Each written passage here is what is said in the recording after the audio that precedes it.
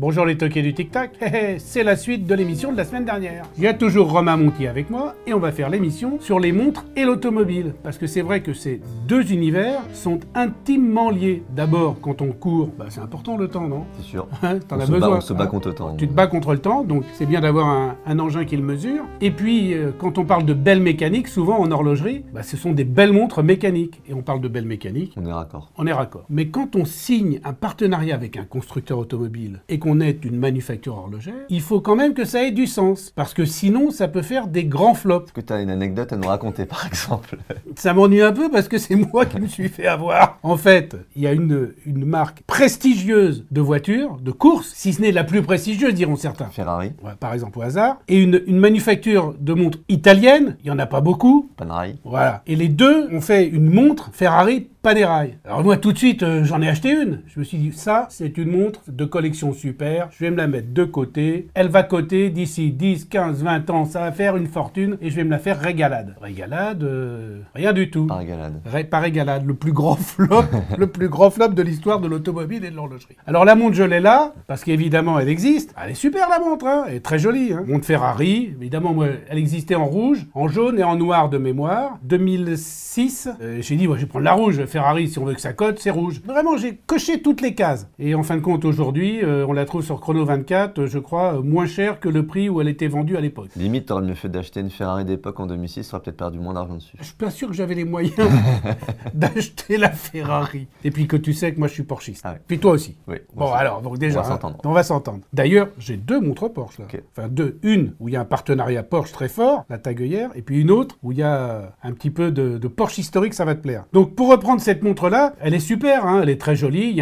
D'ailleurs, derrière, il y a marqué « Engineered by Officine Panerai ». Et je me suis posé la question, je me suis dit « Mais pourquoi c'est un four, ce truc-là » Et la réponse, je l'ai eue par Jean Lassossois, de la boutique Lassossois, qui d'ailleurs, au passage, va ouvrir en septembre prochain une boutique de folie à côté de la boutique Rolex rue de Rennes. Je dis ça pour ceux qui cherchent les belles boutiques. Et il m'a dit « J'avais un collectionneur de Ferrari et un collectionneur de Panerai dans ma clientèle. Dès que la montre est sortie, le mec, la première, il me l'a acheté. Et 3 jours après, il me l'a rapporté. Il me dit, pourquoi vous me la rapportez? Il dit, parce que c'est une montre publicitaire. Comment ça, c'est une montre publicitaire? C'est une montre publicitaire parce qu'en fait, l'erreur, c'est que sur le cadran, il y a le logo Ferrari. Mais il n'y a pas marqué Officine Panerai. Il n'y a que le logo Ferrari. Ouais. Et donc, ça peut faire penser à une licence, tu vois, une montre publicitaire. Et surtout qu'en plus, Ferrari, dans les produits dérivés, à chaque fois, c'est pas la plus grande qualité du monde. C'est pas au top. Donc, si le mec, il se dit, tiens, j'ai la même montre que le truc Ferrari à 50 €. Ouais, tu vois, et puis souvent, tu vois des montres Ferrari bidons, Ferrari Formula, des choses comme ça, tu vois. Voilà, et puis à l'arrière, il y a un logo Ferrari. Ouais, mais alors tu vois, ton logo Ferrari, moi ce qui me choque, c'est que donc là, t'as ta montre qui est droite, si tu la retournes juste, au final, ton logo Ferrari qui est inversé, quoi. En plus, le mec qui voit ça, il dit, c'est une montre de publicitaire, quoi. Dire, ça n'a même pas été pensé. Je pense que c'est parce que le fond a été vissé de façon un peu bizarre, ou alors, c'est la seule montre Ferrari Panerai avec le cheval inversé, et là, mon pote, elle vaut une fortune. Jackpot. Jackpot. Tu sais, c'est comme les Rolex où quand t'as un Daytona Rolex, tu sais que quand t'as un numéro inversé sur un cadran, ils en ont fait que quelques-unes, la montre elle vaut le double. Essaye, mets-la sur eBay, tu vois. Peut-être, je vais regarder si elles sont toutes comme ça. D'ailleurs, si vous en avez une, merci de m'envoyer un petit message, vous me faites un petit commentaire, vous la retournez, vous regardez si le cheval est à l'envers. En tout cas, voilà, belle montre, mais malheureusement, un gros flop. Donc ça, c'était pour la Panerai Ferrari. On va passer à Porsche, parce que les Porsche, c'est ce que avec tu préfères. plaisir, ouais. Et moi, j'aime bien les voitures anciennes. Bon, j'ai pas de Porsche ancienne, j'aimerais bien, mais j'en ai pas. J'ai une Thunderbird 1955, une Ford. Tu sais, la voiture l'American Graffiti. Et alors, est-ce qu'il y a un partenariat entre Ford et une marque horlogère? Ou entre la Thunderbird et... Non, mais ça serait un truc à faire, ça, tiens. Parce que reprendre un compteur de contour de la T-Bird, et puis en plus, il y a un bouchonnage sur l'ensemble du tableau de bord. J'ai trouvé une petite idée marketing. Ouais, peut-être trouver une petite idée marketing, c'est pas idiot. Là, on parle d'une Porsche qui est mythique, c'est la 356. 356. La 356 Pister. Et là, il y a la canistère de réservoir qui, alors toi, si tu connais la voiture, tu vas trouver plein de similitudes. Non, mais directement, en fait, c'est la typo et la couleur. En fait, à l'époque, sur les premières 911 et les premières Porsche 356, tu avais les fonds des cadrans qui étaient en vert. Donc là, c'est un hommage directement aux premières Porsche, les 356 et 911. Et puis, je crois que les petits traits aussi qui sont autour, là, dans le cadran. Exactement. Ça, c'est en fait ton contour. À la fin, il était comme ça. Donc, ça reprend vraiment le graphisme du contour des 356 Pister. Avec la zone rouge. Avec la zone rouge, ouais. Alors, il y a un autre petit clin d'œil, c'est la réserve de marche qui est en dessous, parce que ça, c'est une montre qui a une triple complication. D'accord. C'est l'heure sautante, c'est les minutes rétrogrades, ça veut dire que quand la minute arrive ici, hop, elle repart par là. Ok. Hein, ça marche vraiment comme un compte-tour. Et puis, tu as la réserve de marche qui t'indique l'état de remontage de ton calibre, avec la petite jauge qui est là. D'accord. Et là, plutôt que de mettre la jauge à essence, ils ont trouvé plus sympa de mettre la température d'huile, parce que le graphisme était sympa. Mais je trouve ça hyper sympa, le côté. C'est la première fois que je vois ça comme mouvement. Mais le côté, tu arrives au fond de la zone rouge, limite, et paf, tu passes ta vitesse et tu repars. C'est malin, hein? Ouais, c'est une de mes préférées. De toutes celles qui sont là, c'est une que je préfère physiquement. Déjà, je t'ai pas encore tout présenté, mais tu préfères. Je les ai vues si tu veux rapidement. Mais là, comme ça, celle-là, j'adore. Pour le coup, elle est très très belle. Puis bon, t'as quand même le bracelet qui reprend aussi l'aspect des matelassage des intérieurs des voitures, intérieurs de voitures de cuir de l'époque, etc. Non, elle est plutôt bien pensée. C'est dommage, moi, il y a un truc auquel j'ai pensé et visiblement, ils n'ont pas pensé. C'était quoi? Dans l'heure sautante, si tu veux, c'est un disque qui tourne et puis tu as 01, 02, 03, 04 jusqu'à 12. Okay. Mais moi, puisque c'est la 356, et ben sur le 3, le 5 et le 6, j'aurais fait autrement. J'aurais mis une couleur différente. Ou au lieu de mettre 02, 03, tu vois, j'aurais mis 3, 5, 6. Comme ça, c'était tout de suite un petit hommage supplémentaire à la 356. D'ailleurs, messieurs de chez Réservoir, j'ai une bonne idée à faire ça. Hein. On en reparle, hein. On va faire un truc. Donc voilà, montre superbe et en plus vendue pas très cher. Ne croyez pas que je vais vous dire le prix. Hein. Si vous voulez le prix, vous allez sur My Watch Site, ouais, c'est marqué là. Et là, vous aurez le prix de toutes les montres qu'on vous présente. Toi, je te le dirai après. Et donc, en plus, elle est vendue soit comme ça, soit dans un coffret avec deux bracelets interchangeables, avec deux couleurs de cuir. Donc, ça vous permet, en plus de ça, quand vous changez de Speedster, tiens, je prends ma Speedster avec le cuir rouge, hop, je mets le bracelet rouge. Ah, je mets ma Speedster, enfin, il en faut 3. Hein. Et tu connais beaucoup de gens qui ont 3 Speedsters ou pas? Je connais beaucoup de gens qui ont 2 Porsche, au moins une personne. Ah oui? Ouais, toi. Oui. Voilà. Donc, super montre, bonne idée. Il faut dire que Réservoir, il nous étonne. Et vous avez vu d'ailleurs dans les montres bronze, je vous ai montré la Réservoir qui a le même calibre de plongée bronze. Elle était vraiment aussi sublime. Voilà pour la première Porsche. Donc, on passe immédiatement à la deuxième Porsche, puisque tu as 2 Porsche. Ben voilà, parfait. Bah, il faut 2 montres. En plus, j'ai une ancienne, tu vois, j'en ai une de 1981, une SC, donc je peux prendre celle-là. Et pour la moderne, Boxster Spider, je peux prendre celle-là. Je crois que tu n'as pas le choix. C'est une émission qui va te coûter cher. Alors là, c'est le partenariat de l'année. C'est évidemment celui dont tout le monde a parlé. C'est le nouveau partenariat entre Porsche et TAG Heuer. Alors surtout, tu fais attention à bien dire TAG Heuer, parce que souvent, on dit TAG. Ne dis pas TAG. Ça, c'est comme chez BMW. Ils détestent si tu dis BM. Il faut toujours dire BMW. Parce que chez TAG Heuer, quand tu dis TAG, je connais un mec qui s'appelle Stéphane, il te file une amende. Donc là, je dis, oh, attention. Donc c'est une TAG Heuer et c'est un partenariat Porsche. Et le partenariat Porsche est d'autant plus intéressant que c'est un partenariat 360 degrés. Ça veut dire que TAG Heuer devient le partenaire sur les compétitions automobiles, eux aussi sur les compétitions de golf, puisqu'il y a une Porsche Carrera Golf Cup, je crois, sur le tennis, enfin partout où est Porsche, il y aura TAG Heuer, et évidemment sur l'automobile avec la Formule E, je crois qu'il y a de la Formule E avec Porsche. Il y a Porsche aussi, ouais. Hein, et puis surtout les GT, etc. Donc TAG est vraiment très partenaire. Maintenant, revenons sur la montre et dis-moi un peu ce que tu trouves qui ressemble beaucoup à Porsche. Alors déjà, il y a un truc juste avant à noter, c'est quand même fou que ce partenariat n'ait pas existé avant, parce que dans l'imaginaire collectif, tout le monde pensait, à cause du nom, Carrera, vu que c'est Porsche Carrera et des TAG Heuer Carrera, tout le monde pensait que c'était déjà une collaboration entre Porsche et TAG Heuer. Et en fait, non. Et c'est la première fois qu'ils collaborent ensemble, quoi. Et en fait, quand ça a été révélé, il y en a beaucoup de gens qui disent, mais c'était pas déjà le cas, enfin, ils collaboraient pas déjà. C'est un mariage naturel. C'est ça. Et tu sais qu'il y a une histoire assez amusante entre TAG Heuer et Porsche, avec le tournage du film Le Mans avec Steve McQueen. Ok. Parce que Joe Seifert, qui était la doublure pilote de Steve McQueen, était sponsorisé par Heuer. Parce qu'à l'époque, ça s'appelait pas TAG Heuer, ça s'appelait que Heuer. Il avait une combinaison avec marqué Heuer et il avait une montre également Heuer. Ça marche. Et Steve McQueen a dit, moi, si je dois jouer le rôle de Joe Seifert, je veux la même combinaison et je veux la même montre. Et du coup, la fameuse montre Monaco carré qui apparaît dans le film Le Mans est devenue l'emblème de chez TAG Heuer avec Steve McQueen. Et Joe Seifert conduisait une Porsche. D'accord. Et Steve McQueen conduisait une Porsche dans Le Mans. Tout se Donc tout se recoupe. Donc il y a eu plein de fois où Heuer à l'époque, mais TAG Heuer et Porsche se sont rencontrés. Et à force d'être fiancés, bah là ils ont fini par se marier. Donc il y a vraiment des belles histoires. Mais cette montre elle est très moderne pour le coup. C'est-à-dire qu'elle a un design assez classique, mais elle est moderne par la peau. Il y a beaucoup de chiffres un peu partout. Et ça se marie bien avec une 911 moderne finalement. Tu as la petite inscription Porsche là, sur le Oui, puis cadran. tu as vu, c'est dans le Porsche officiel avec la typo officielle Porsche. Ouais. C'est très rare hein, qu'on puisse avoir des reprises de typo officielle sur des partenariats. Les chiffres aussi, je crois, sont les chiffres de compte tour Porsche. Et puis à l'arrière, si tu retournes, tu vas voir qu'il y a aussi... Ouais, ton balancier, c'est une...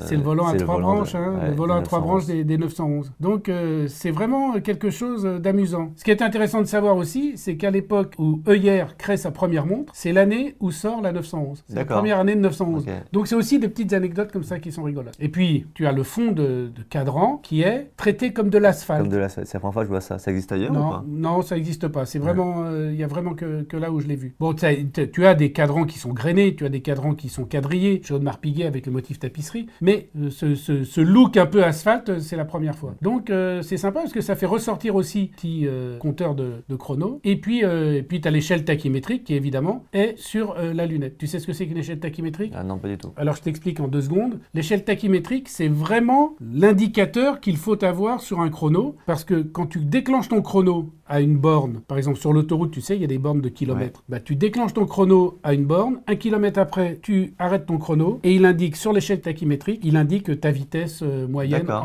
entre les 2 kilomètres. Ok. Donc ça, c'est sympa. Ça sert pas à grand-chose aujourd'hui, mais je sais que moi, par exemple, dans la T-Bird dont je parlais tout à l'heure, comme j'ai un compteur en miles, de temps en temps, ça me permet de voir quand je suis à 50 miles sur un... Alors 50 miles sur un compteur qui date des années 55, je peux te dire, tu n'étais pas sûr de la précision. Donc là, ça me le convertit tout de suite en kilomètre-heure et ça me donne la précision de la vitesse à laquelle je roule. De toute façon, tu ne peux pas rouler beaucoup plus vite parce qu'avec cette voiture-là, quand tu freines, tu changes de fil. Et puis pour tourner les roues, il faut déjà faire ça avant que le volant... Ah ouais, la direction n'est pas la plus précise du monde.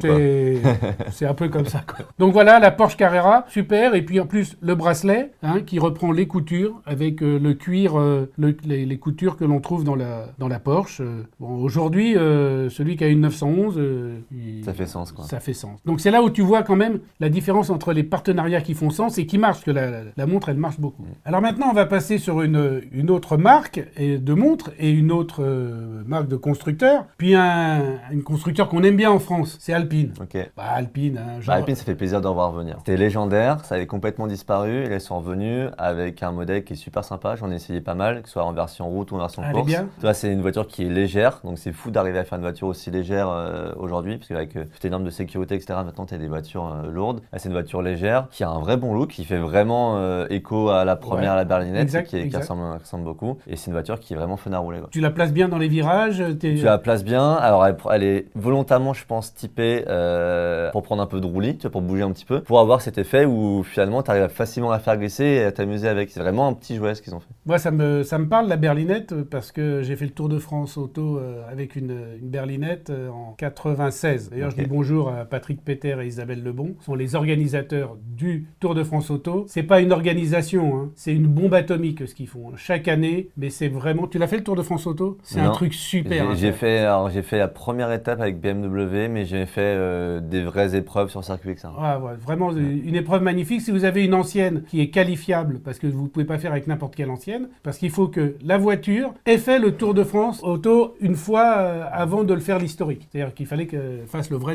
Ça s'appelait le Tour de France auto à l'époque, alors qu'aujourd'hui ça s'appelle le Tour auto. Donc voilà, et c'est une super épreuve. Bravo aux organisateurs, ils font un travail superbe. Donc on était sur Alpine, et là, qu'est-ce qu'on a? Et ben voilà, on a une Belleros Alpine. Et là, ça va surprendre des gens. Pourquoi? Parce que normalement, Belleros, c'est Renault. Et oui, sauf que... Renault Sport a disparu et Renault Sport est devenu Alpine. Voilà, Alpine F1. Alpine F1, c'est ça. Donc évidemment, Belleros, qui faisait le partenariat avec Renault, a basculé sur Alpine. Et ils ont sorti 3 modèles, une montre ronde et 2 montres carrées avec le cadran rond. Celle qu'on a, c'est l'intermédiaire, parce qu'il y en a une qui est un peu plus évoluée, qui est en céramique, mais qu'on n'a pas réussi à avoir avec le mouvement squelette, parce qu'elle est éditée à 50 exemplaires seulement. Celle-ci, c'est une édition limitée à 500 exemplaires. Donc tu as un chrono qui est sympa et qui reprend d'ailleurs, d'après ce que j'ai compris, un petit peu les formes des palettes sur le côté là. D'accord. Est-ce que je peux conduire ma montre? Voilà.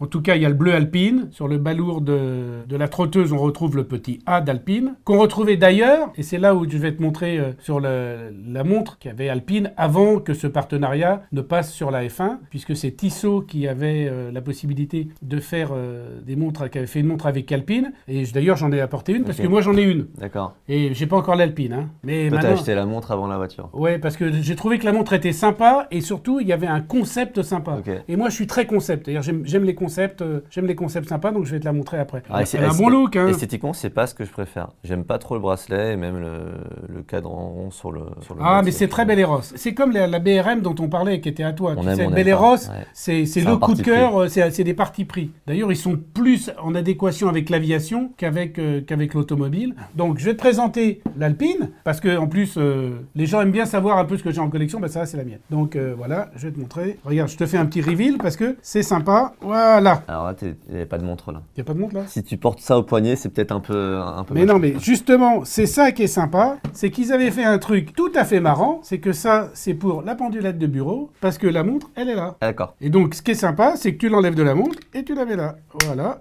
Et voilà. Et là, elle est comme ça, et c'est ta montre de bureau. Mais ce qui est rigolo, c'est qu'ils avaient pensé, tu l'enlèves et tu la mets sur le tableau de bord de ton Alpine. Parce que là où il y a l'écran, Tissot avait inventé et créé une chose qui se mettait autour de l'écran avec un petit emplacement pour mettre la montre. Tu vois, c'est original. En plus, ça fait penser aux vieux chronos, tu sais, que tu faisais à la main. Ouais. Donc ça veut dire qu'en plus de ça, tu peux te servir comme un chrono à la main. Et la question, c'est est-ce que si tu voulais avoir la montre, il fallait obligatoirement commander la voiture ou est-ce que tu ah non, non, tu peux acheter la montre à part. D'accord. Hein, parce que sinon, je l'aurais pas eu. En plus, quand la montre elle est mise sur le tableau de bord, et ben tu as au poignet une montre ultra plate. Tu vois cette épaisseur là? Et ben ça c'est l'épaisseur de la montre Altiplano de Piaget. La montre la plus plate du monde. Qui fait 2 mm, dont certaines vis sont de l'épaisseur d'un cheveu. Donc c'est incroyable. Je vais remettre ma montre au poignet et voilà. Tu vois, donc c'est quand même assez sympa ce concept avec la Tissot. Donc maintenant, on passe à quoi? On a fait Porsche, on a fait Alpine, on a fait Ferrari. Ah bah tiens, maintenant on va passer à AMG. Ça me parle, j'ai roulé et je roule toujours aujourd'hui en Mercedes AMG GT4, donc en l'occurrence, ça me parle. Donc ça va. Ça me parle. Ça envoie du lourd. Ça marche bien. Ça marche bien. Alors voilà, maintenant on arrive sur la montre AMG, donc évidemment elle a quand même un look très automobile, parce que tu retrouves un peu la couleur, je crois, hein, AMG du gris, notamment dans les compteurs, d'après ce que j'ai pu voir. Ouais, en fait, la couleur grise est intimement liée à AMG, on les appelle les flèches d'argent, et les Mercedes en auto. Et effectivement, très rare sur une montre d'avoir tes chiffres en gris comme ça. Donc là, tu as déjà la couleur grise qui est représentée, tu as ta couleur grise sur le cadran. Et effectivement, dans le look, tu retrouves tu as une vraie identité AMG pour le coup. Et même le bracelet qui est un peu en tissu technique rappelle un peu les intérieurs un peu sport de chez Mercedes. Et là, tu vois que le cadran est en carbone tissé. Ouais. Et le carbone tissé, je crois que c'est une matière qui est très utilisée en automobile parce que le carbone est léger et à la fois très dur. C'est ça. En fait, c'est léger et très rigide le carbone. Et ça coûte très cher, malheureusement. C'est-à-dire que dès que, bon, là, ça se prête pas à une montre, mais dès qu'on a un contact en course auto, alors c'est très léger, c'est très rigide, mais le problème, c'est que ça se casse instantanément. Donc après, pour réparer du carbone, c'est très compliqué. Après, maintenant, normalement, on n'aura pas trop à réparer. Normalement, le carbone, une fois qu'il est sur le cadran, il risque rien. Mais bon, c'est aussi ce qui fait le prix de la montre que je ne donnerai pas, évidemment,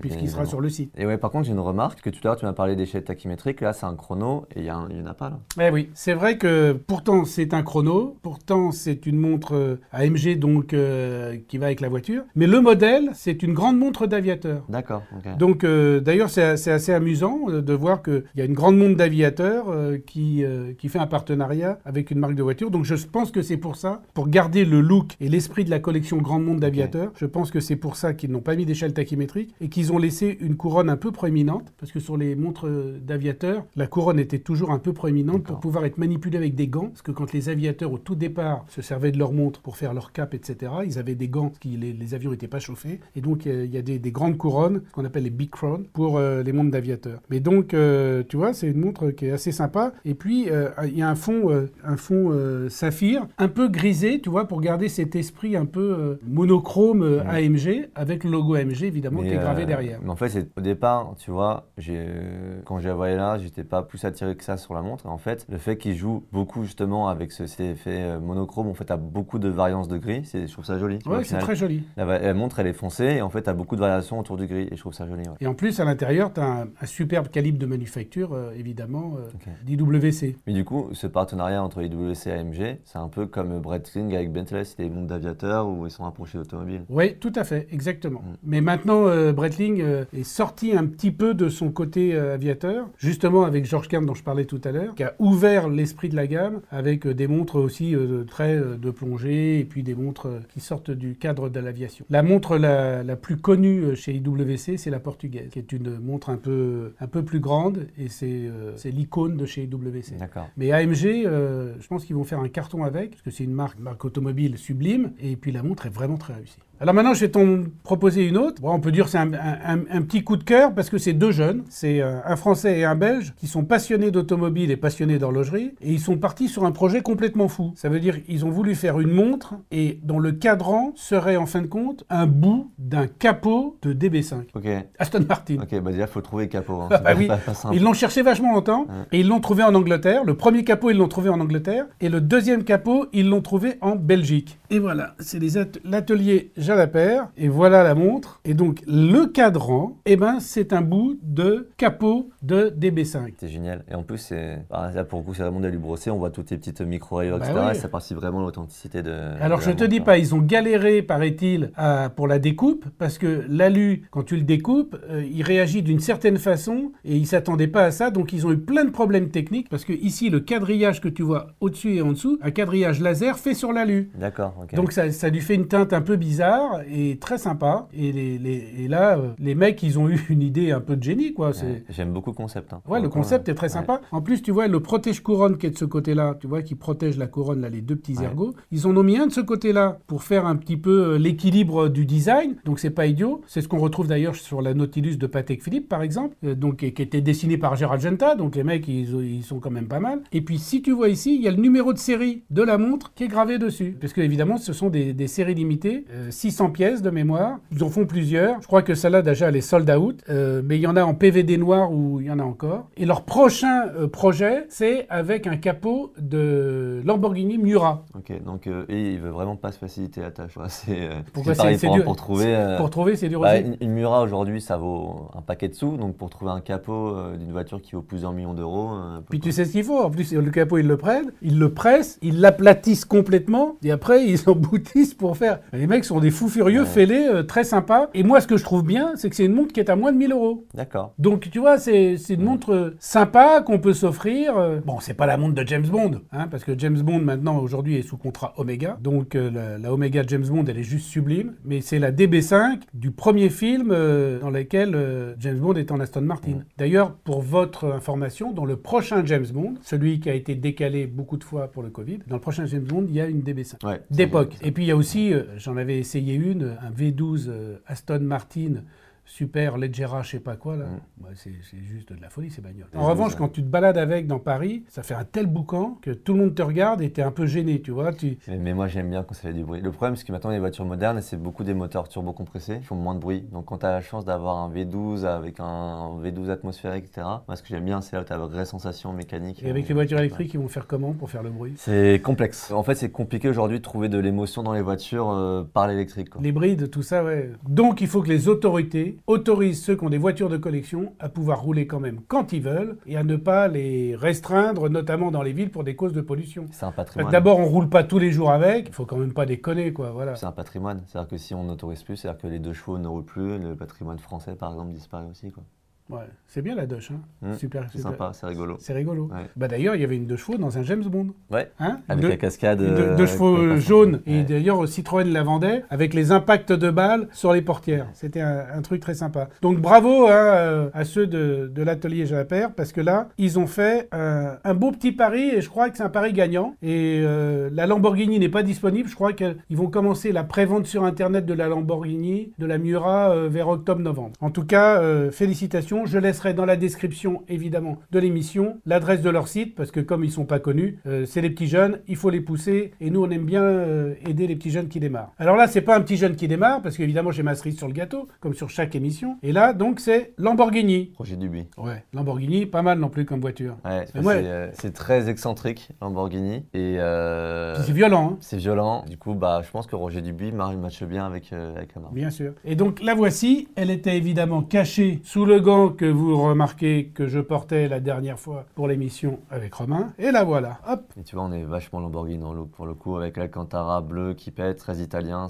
Alors c'est une montre qui vient de chez Dubaï, Place Vendôme, Ok. parce que à chaque fois qu'on a 9 fois sur 10, quand on a des bombasses, elles viennent de chez Dubaï, Place Vendôme, parce que d'abord je les aime bien, c'est des amis, et ils ont la gentillesse de nous prêter les montres. Alors là, il y a un paradoxe sur cette montre qui est absolument fou. D'abord, ce qu'il faut savoir, c'est que le calibre des Roger Dubuis Lamborghini est un calibre qu'on ne retrouve dans aucune autre Roger Dubuis. C'est vraiment le calibre fait pour les modèles Lamborghini. Et là, tu vois, les spiraux sont inclinés, comme un moteur en V, si tu veux. Et ça, c'est quelque chose qui est techniquement, et pour l'horlogerie, on est vraiment dans la haute horlogerie. Ok. Et alors moi, ce que j'aime bien dans cette montre, alors là, comme tu peux voir ici, il y a une petite réserve de marche, ça t'indique l'état de remontage du calibre, mais c'est le paradoxe absolu de l'aspect de la montre quand on porte au poignet. Ça veut dire que l'aiguille, comme tu peux voir, l'aiguille des secondes, elle marque des crans, tu vois. Et ça, c'est l'apanage normalement des montres à quartz. D'accord. Donc des montres à 10 balles, 3 Ok. balles d'Iron, tu vois. Ok. Et alors que en haute horlogerie, pour faire ce qu'on appelle une seconde morte ou une aiguille de seconde sautante, je préfère la seconde morte comme expression, eh ben c'est extrêmement compliqué. D'accord. Donc en fait, tu te balades au poignet avec une montre qui vaut plusieurs centaines de milliers d'euros, et dans cette montre-là, tu as une aiguille qui ressemble et qui fait une course comme une montre à quartz qui vaut